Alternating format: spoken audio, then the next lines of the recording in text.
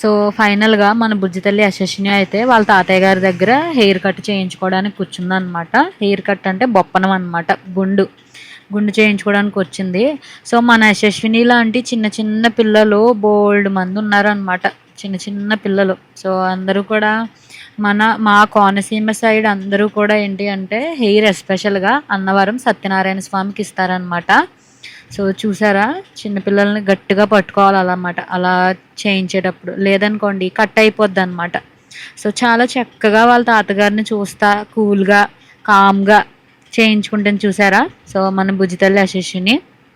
So మేమందరం కూడా అక్కడే ఉండి మొత్తం చూస్తున్నాము.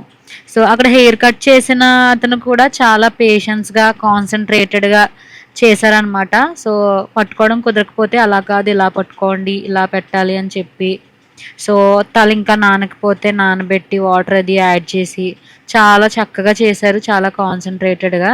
సో ఎక్కడా కూడా ఒక్క చిన్న వెయిట్ కూడా పడకుండా నీట్గా చేశారండి. సో ఫైనల్గా మన బుజ్జితల్లికి అయితే హెయిర్ కట్ అయిపోయింది. చూసారా, గుండె పట్టుకుంటుంది, హెయిర్ లేదు నా హెయిర్ లేదు ఎక్కడికి వెళ్ళిపోయింది అని చూసుకుంటుంది అనమాట. అత్త నా హెయిర్ కట్ చేసేసారు, నాకు గుండు చేశారు, అన్నవరం సత్యనారాయణ స్వామికి ఇచ్చేసాము అని చెప్పేసి క్యూట్గా చూస్తుంది అనమాట. సో నెక్స్ట్ మినీ బ్లాగ్ కూడా పెడతాను.